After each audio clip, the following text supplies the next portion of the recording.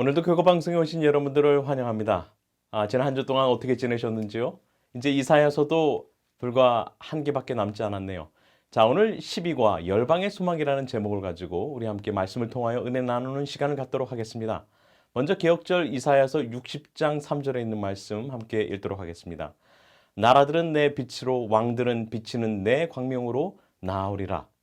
여러분들, 유다의 멸망을 앞둔 상황에서 이사야 선지자는 그들이 멸망당할 수밖에 없는 그 문제의 원인, 그 핵심은 바로 그들의 죄와 불의라라고 경고하였습니다. 그들의 죄와 불의가 결국은 하나님의 축복을 가로막았을 뿐만 아니라 하나님의 드리는 그 기도가 응답받지 못하고 하나님께 상달되지 못하였음을 이야기하고 있어요. 그런데요, 하나님께서 그러한 이스라엘 백성들을 향하여서 여전히 하나님의 은혜의 구원을 베푸실 뿐만 아니라 그들을 향하여서 계속하여 빛을 비추시고 하나님의 여호와의 영광이 임재가 그들과 함께 하심을 약속하시며 그들을 결국은 빛으로 생명으로 인도하시고 있는 사실을 우리가 함께 살펴볼 것입니다. 여러분들, 이 회복은요, 세상에 빛이신 예수 그리스도 메시아를 통해서 이루어질 뿐만 아니라 그 구원의 빛을 통하여서 그들이 죽음에서 생명으로 영생으로 옮겨갈 것에 대하여 이야기하고 있습니다. 여러분들, 이사야서 전체를 통하여서 결국은 하나님의 심판과 회복의 기별이 결국은 이 메시아 예수 그리스도를 통하여서 이루어질 뿐만 아니라 그리스도를 믿는 이 모든 사람들은 결국은 하나님의 남은 백성이 될 수 있는 그러한 특권이 이 약속을 통하여서 우리에게 주어질 것입니다. 자, 그래서 오늘 세 장을 우리가 함께 볼 것인데요. 이사야서 59장과 60장 그리고 61장에 있는 내용을 우리 함께 좀 살펴보도록 하겠습니다. 먼저 이사야서 59장 1절부터 5절에 있는 말씀을 읽도록 하겠습니다. 여호와의 손이 짧아 구원하지 못하심도 아니요 귀가 둔하여 듣지 못하심도 아니라 오직 너희 죄악이 너희와 너희 하나님 사이를 갈라놓았고 너희 죄가 그의 얼굴을 가리어서 너희에게서 듣지 않으시게 함이니라. 이는 너희 손이 피해 너희 손가락이 죄악에 더러워졌으며 너희 입술은 거짓을 말하며 너희 혀는 악독을 내밀어 공의대로 소송하는 자도 없고 진실하게 판결하는 자도 없으며 허망한 것을 의뢰하며 거짓을 말하며 악행을 잉태하여 죄악을 낳으며 독사의 알을 품으며 거미줄을 짜나니 그 알을 먹는 자는 죽을 것이요 그 알이 밟힌즉 터져서 독사가 나올 것이니라. 여러분들, 하나님께서 구원은 우리 인간 모두에게 베푸신 하나님의 은혜의 선물입니다. 그런데 여기 보니까 우리가 하나님께서 우리를 구원하실 수 있는 능력이 없으신 것이 아니라라고 얘기하고 있어요. 하나님의 손이 짧아서 그들을 구원하지 못하심이 아니에요. 하나님으로부터 그들을 분리시킨 것은 뭐라고요? 그들의 죄야. 그들의 죄가 그렇게 하였다라고 이야기하고 있는 것입니다. 결국은 이 죄가 하나님으로부터 우리를 분리시켰다는 것이죠. 그들을 분리시켰다는 것입니다. 그러니까 이 죄의 문제가 해결되지 않으면 여러분들 하나님께로 돌아갈 수 있는 길이 전혀 없는 것이에요. 그들이 여기 뭐라고 하고 있습니까? 오직 너희 죄악이 너희와 너희 하나님 사이를 갈라놓았고 너희 죄가 그 얼굴을 가리워서 너에게서 듣지 아니하였다라고 이야기하고 있는 것입니다. 여러분들, 바로 이 죄의 문제가 해결되지 않으면 우리는 결단코 하나님 앞에 나아갈 수가 없어요. 근데 이 죄의 문제를 해결하기 위하여서는 여러분들 죄의 삭은 사망이라고 하였습니다. 그 사망의 문제를 해결하신 분이 바로 예수 그리스도예요. 메시아예요. 그분이 어떻게 하셨습니까? 우리를 죄에서 생명으로 갈 수 있는, 그래서 깊은 웅덩이를 예수 그리스도의 십자가로 막아 우리를 영생으로 인도할 수 있게끔 길을 제공해 주지 않았습니까? 그래서 구원은 우리에게 값없이 주신 것이에요. 하지만 이 구원은 우리에게 순종을 요구합니다. 우리가 구원을 받기 위해서 순종하는 것이 아니라 그 구원에 감사하고 감격하여서 하나님의 말씀을 즐겨 순종하게 되는 것이죠. 여러분들, 이 죄의 영향은 이렇게 컸습니다. 여러분들, 아담과 하와가 처음에 죄를 진 다음에 그들의 하나님, 이 동산 가운데 창세기 3장에 보니까 어땠어요? 이 서늘한 저녁쯤 되었을 때에, 그렇죠, 그들이 어떻게 했습니까? 하나님의 낯을 피하여 숨었습니다. 그들이 벌거벗었음을 깨닫고 숨었어요. 여러분들, 죄악의 본질은 그렇습니다. 죄악의 성격은 숨게 되어 있습니다. 떳떳하게 드러내놓을 수가 없어요. 어두움 가운데 가게 되어 있다는 것입니다. 이스라엘 백성들의 상태가 그러하였다는 것이죠. 결국은 그들이 멸망받을 수 없었다는 것, 그들이 심판 가운데 놓일 수밖에 없었다는 것은 그들의 죄와 그들의 불의가 드러났기 때문이라는 것이 바로 이사야 선지자의 기별인 것입니다. 여러분들 부부간에도 여러분들 한평생 정말 행복하게 살 것처럼 하다가 왜 싸움이 그렇게 잦아요? 왜 그렇게 이혼을 하네? 무슨 문제가 그렇게 많습니까? 왜 그래요? 여러분들 무언가 그 사이에 끼어들었기 때문에 그래요. 여러분들 부모와 자식 간은 어떻습니까? 며느리와 시어머니 고부간의 갈등은 어떻습니까? 여러분들 사람과 사람과의 관계는 어떻습니까? 여러분들 동일하지 않습니까? 우리 인간 사이에 오해와 그런 억측과 그렇죠? 시기와 질투와 그 미움이 함께하게 되면 여러분들 그것은 모두 다 분리시켜 놓게 되는 것이에요. 이것이 여러분들 죄의 성질인 것입니다. 여기서 이 선지자를 통하여서 이렇게 말씀하세요. 너희 손이 피해 너희 손가락이 죄악에 더러졌고 너희 입술은 거짓을 말하고 너희 혀는 악독을 내밀으라. 여러분들 그들의 말과 행실이 악할 뿐임을 지금 여기서 드러내고 있는 것입니다. 그러면서 어떻게 해요? 여러분들 공의대로 소송하는 자도 없고 진실하게 판결하는 자도 없다라고 얘기합니다. 여러분들 재판이 굽어졌어요. 공의가 가리워졌습니다. 그들을 공의를 집어던져 버렸어요. 그들의 이익과 모든 것을 위하여서 결국은 그들이 이 법을 깨트려 버렸다는 것이죠. 여러분들 법을 깨트리게 되면 무질서 천국입니다. 결국은 그 상황이 결국은 이스라엘의 현실의 상황을 이야기하고 있는 것이죠. 결국은 그들은 악으로 가득한 것이에요. 그들이 여기 보니까 뭐라고 얘기하냐면 거짓을 말하며 악행을 잉태하여 죄악을 낳으며 여러분들 악을 품으니까 악이 나오죠. 독사의 알을 품어요. 여러분들 그리고 거미줄을 짠다고 하고 있습니다. 여러분들 우리의 생각은 우리의 행동은 우리의 생각을 반영합니다. 결국은 그것은 우리의 입을 통하여 우리의 행동을 통하여 드러나게 돼 있죠. 여러분들 예수께서도 그러셨죠. 너희가 어찌 이 독사의 자식들아 너희가 악한 것인데 어찌 선할 수 있느냐. 여러분들 거미줄을 친다는 것은 뭐예요? 여러분들 이것은 우리가 없어질 것을 위하여서 수고한다는 것입니다. 하지만 그 결말은 뭐예요? 허무한 뿐이라는 것이죠. 결국은 하나님 없이 그들이 죄의 가운데 놓여 있을 때의 결말은 그러할 것이다 라고 여기서 말씀하고 있는 것입니다. 자, 계속해서 59장 14절부터 18절에 있는 말씀 이렇게 보겠습니다. 정의가 뒤로 물리침이 되고 공의가 멀리 섰으며 성실이 거리에 엎드러지고 정직이 나타나지 못하는도다. 성실이 엎어짐으로 악을 떠나는 자가 탈취를 당하는도다. 여러분들 정의가 공의가 성실이 정직이 결국은 다 없어져 버린 바 되었습니다. 그들 이 백성들 가운데요. 그러니까 이제는 어떻게 됩니까? 악을 떠나는 자가 탈취를 당하고 있어요. 오히려 선을 행하고 정직히 행하는 자가 손해를 보고 멸시를 받고 이제는 탈취를 당하는 일까지 생기게 된다는 것이죠. 그러니까 어떻게 보시겠어요? 하나님께서 여기 계속해서 이렇게 말씀하십니다. 여호와께서 이를 살피시고 그 정의가 없는 것을 기뻐하지 아니하시고 사람이 없음을 보시며 중재자가 없음을 이상히 여기셨으므로. 여러분들 여기 보니까 사람이 없음을 보세요. 여러분들 하나님께서 창조하신 그 창조의 목적대는 그러한 사람이 없었어요. 다들 죽을 수밖에 없는 죽은 죄인들 뿐이었단 말입니다. 그런데 여기 보세요. 하나님께서 자기 팔로 스스로 구원을 베푸시며 자기의 공의를 스스로 의지하사 공의를 갑옷으로 삼으시며 구원을 자기 머리에 써서 투구로 삼으시며 보복을 속옷으로 삼으시며 열심을 입어 겉옷으로 삼으시고 그들의 행위대로 갚으시되 그 원수에게 분노하시며 그 원수에게 보응하시며 섬들에게 보복하실 것이라. 결국은 공의가 사라지고 정직이 사라지고 성실이 사라지고 정말 선한 자가 억압받고 탈취당하는 이 세상 가운데 예수께서 친히 구원을 베푸십니다. 그분이 스스로 공의를 행하실 것이다 라고 이야기하고 있는 것이에요. 얼마나 놀라운 말씀입니까? 여러분들 얼마나 희망이 있겠습니까? 이스라엘 백성들이 바벨론으로 포로로 끌려가 있을 때에 정말 그들이 억압받고 이제는 하나님께서 그들을 떠나셔서 과연 그들이 용서받을 수 있을까라는 그러한 이 질문이 그들 마음 가운데 들었을 때에 선지자를 통하여 그들에게 희망의 기별을 주세요. 뭐라고요? 바로 하나님께서 그들을 구원을 베푸실 뿐만 아니라 그들을 공의로 이끄시고 그들을 구원하시겠다는 말씀인 것이죠. 여러분들 얼마나 축복의 말씀이 아닐 수 없습니다. 자, 그래서 이사야 59장 20절부터 이제 60장 3절에 있는 말씀에 함께 보게 되면 여기에 이 구원에 대하여 이렇게 이야기하고 있습니다.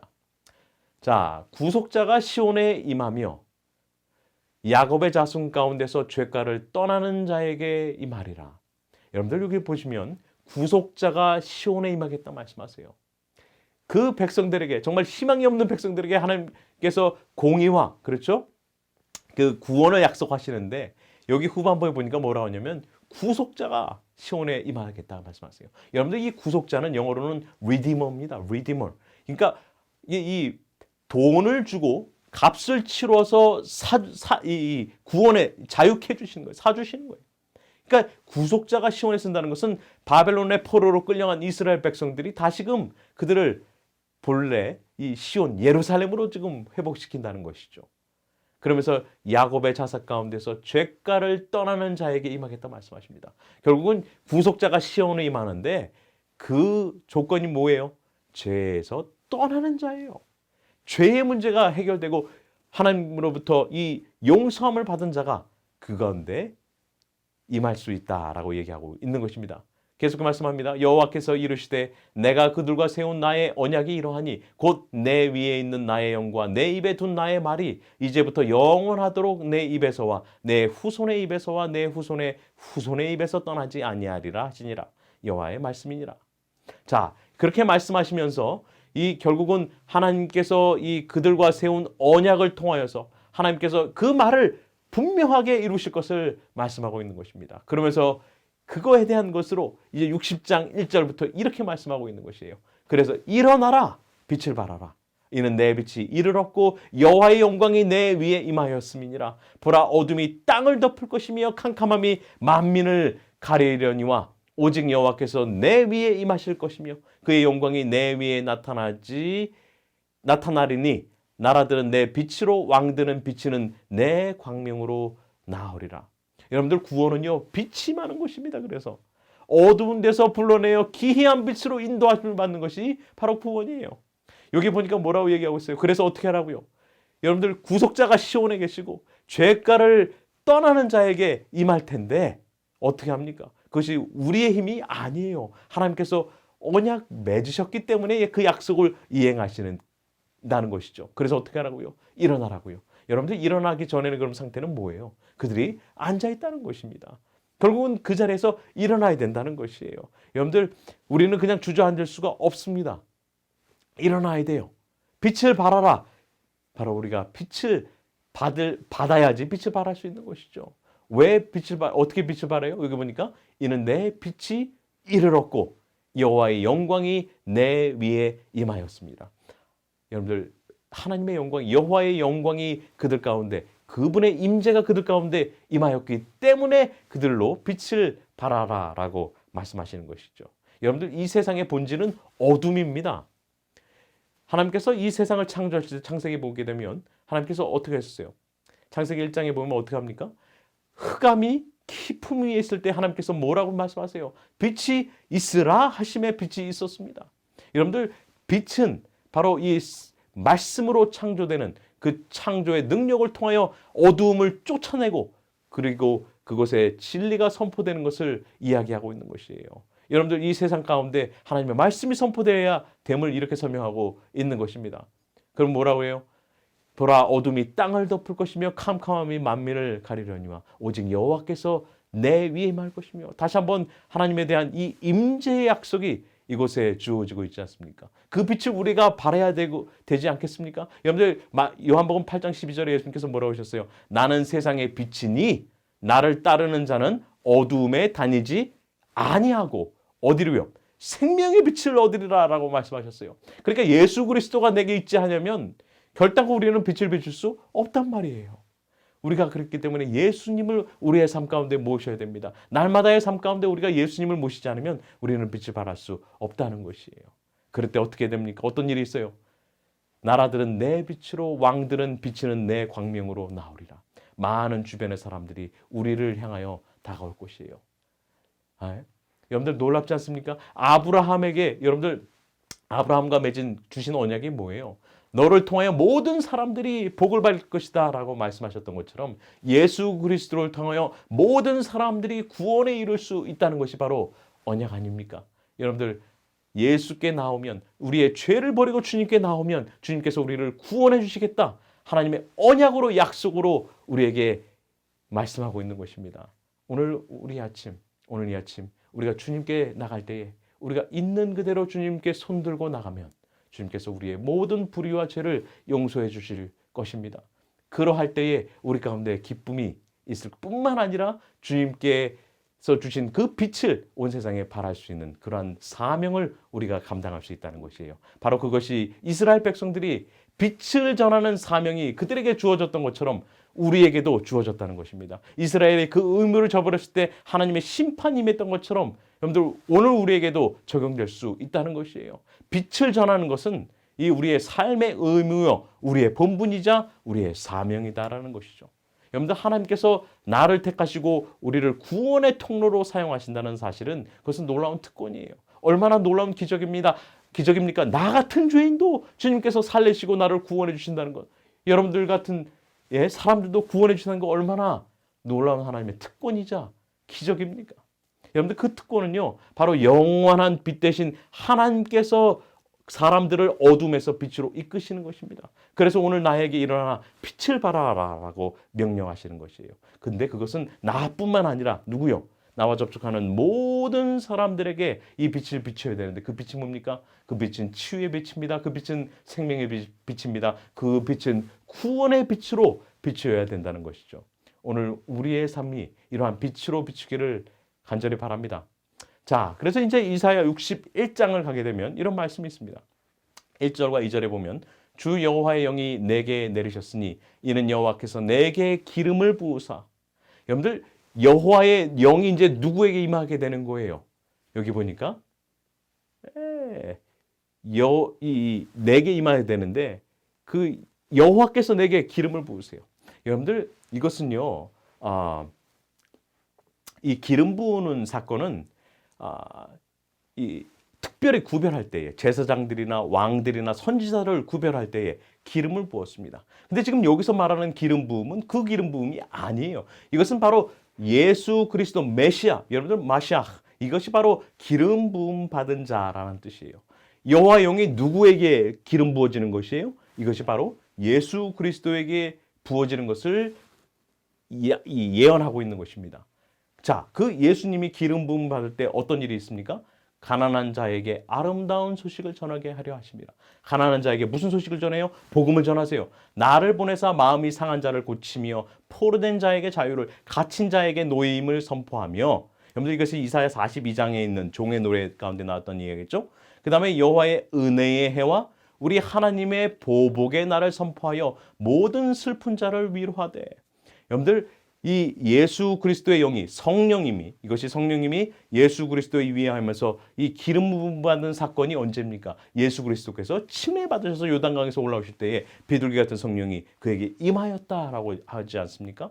그때 예수님께서 공생애를 시작하신 것이었는데 여러분들 그때 보세요. 그때 여호와께서 은혜의 해와 우리 하나님의 날의 이 보복의 날을 선포하셨다라고 말씀합니다. 여러분들 이 여호와의 이 은혜의 해, 이것은요, 죄송합니다. 예레미야가 아니라 레위기 25장에 보게 되면 이것을 희년이라고 했습니다. 제가 지난번 교과에 말씀드렸던 것처럼 이 희년은 특별히 안식년 6년의 경작을 하고 그 다음에 7년째는 이제 휴경기를 가졌습니다. 그리고 이 휴경기가 7번 지나가면, 그러니까 49년이 지나간 그 다음에 그 해에 그 대속죄일부터 그 다음 50년째 되는 대속죄일까지가 바로 뭐가 되냐면 그것이 희년이에요.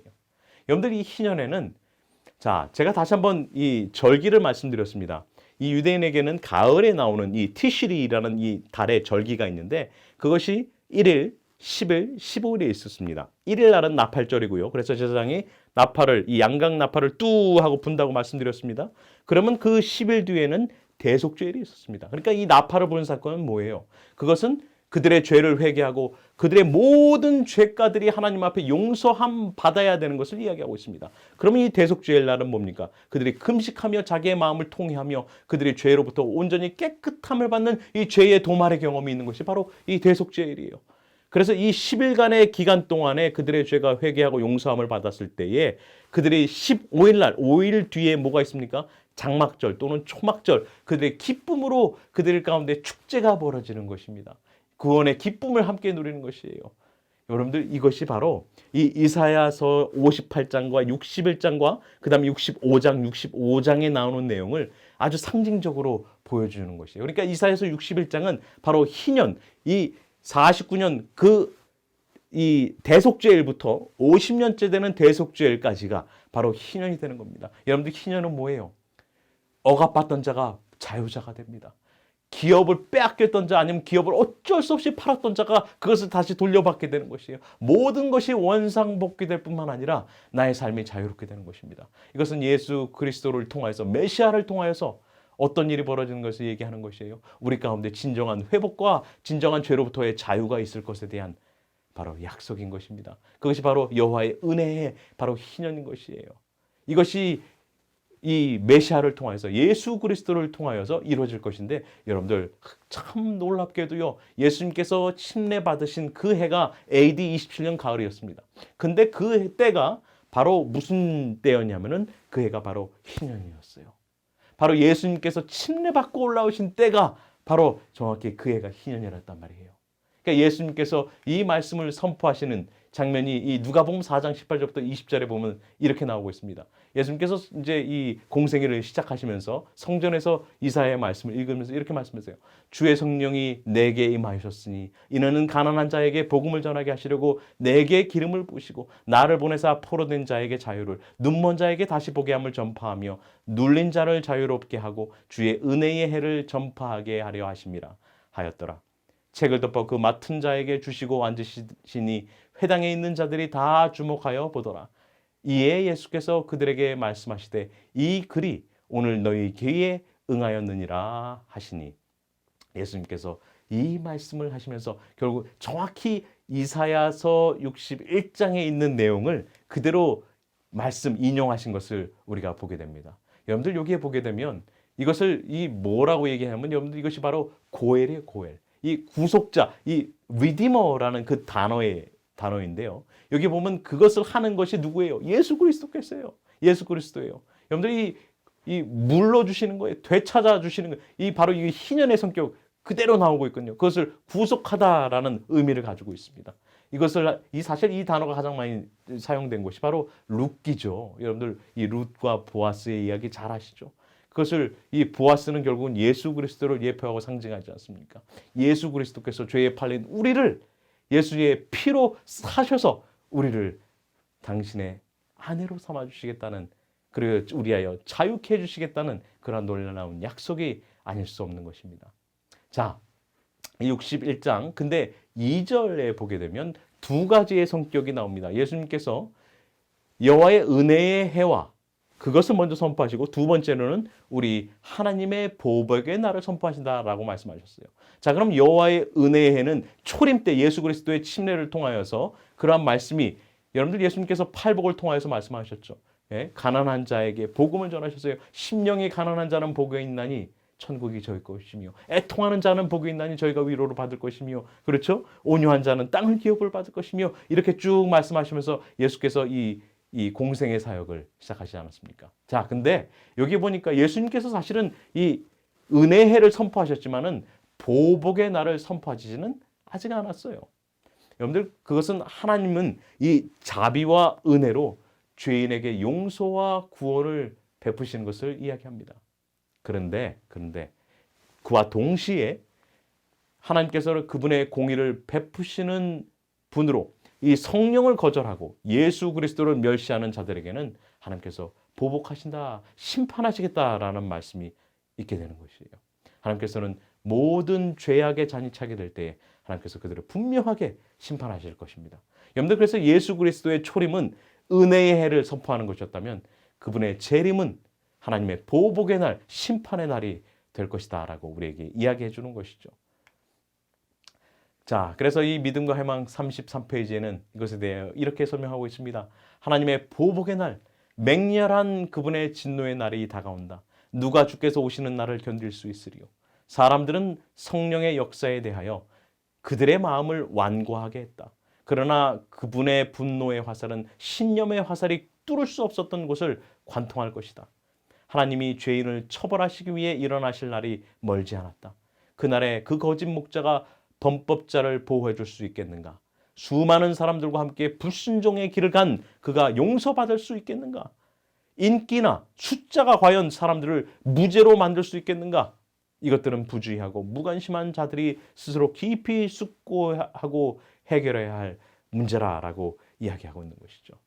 여러분들, 예수 그리스도께서 재림하시기 전에 이러한 문제들이 해결되지 않겠습니까? 여러분들, 저는 참 목사로서 저는 정말 큰 책임을 가지고 있습니다. 여러분들, 우리가 죄에서 떠나지 않으면 이스라엘 백성들이 당하였던 멸망을 우리도 받을 수밖에 없습니다. 우리도 피할 수 없게 된다는 것이에요. 여러분들, 이 멸망을 우리가 받지 않으려면 오늘 아직 우리에게 은혜의 때가 있을 때에, 하나님께서 아직 우리에게 긍휼을 베푸실 때 우리가 죄로부터 떠나고 주님께로 돌아가는 역사가 있어야 되지 않겠습니까? 주의 성령을 우리 가운데 느림의 성령을 받아서 정말 이제는 주님의 이 대속죄를 우리의 죄가 회개되고 대속죄를 거쳐서 우리가 이제 결국은 예수 그리스도 어린 양의 혼인잔치 저 새하늘과 새 땅에서 우리가 함께 맞아야 되지 않겠습니까? 그것이 이사야서에 이야기하고 있는 바로 결론이 되는 것입니다. 여러분들, 이 구원의 초청이 아직 우리에게 있을 때에 주님께 오게 되는 역사가 있기를 바랍니다. 그것을 통하여서 여러분들, 진정한 내 삶이 어둠에서 빛으로, 죽음에서 생명으로, 더 나아가서는 영생으로 나아가는 귀한 역사가 우리의 삶 가운데 있기를 바라면서 말씀을 마치도록 하겠습니다. 기도하시겠습니다. 하나님 아버지, 오늘 우리에게 구원을 베풀어 주신 것을 인하여 감사합니다. 주님, 우리가 죄인임을 인정하며 주님 앞에 겸비한 마음을 가지고 나오니 우리의 모든 죄악을 주님 용서하여 주시며 주님께서 씻겨 주실 때에 주님께서 베푸신 그 구원의 놀라운 기쁨과 경험이 우리의 삶뿐만 아니라 우리와 접촉하는 모든 이들에게 빛의 통로요, 빛의 도구가 되어서 그들도 주님의 구원에 참여시키는 우리의 아름다운 사명을 감당하는 주님의 자녀들 되도록 축복하여 주시옵기를 예수님의 이름으로 기도합니다. 아멘. 감사합니다. 오늘도 계속해서 즐거운 토요일 시간 되시기 바랍니다.